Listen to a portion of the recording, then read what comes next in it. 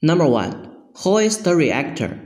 Hoist the reactor by holding the 4 lifting ears at the bottom and put it horizontally on the foundation. The center point of reactor discharging port should correspond to the enter point of carbon black discharging slope.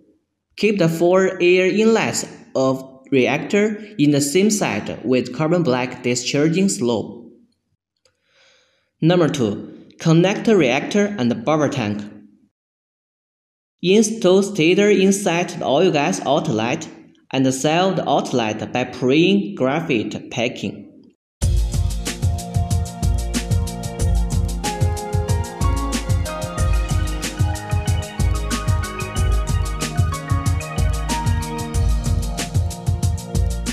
Connect the bellows.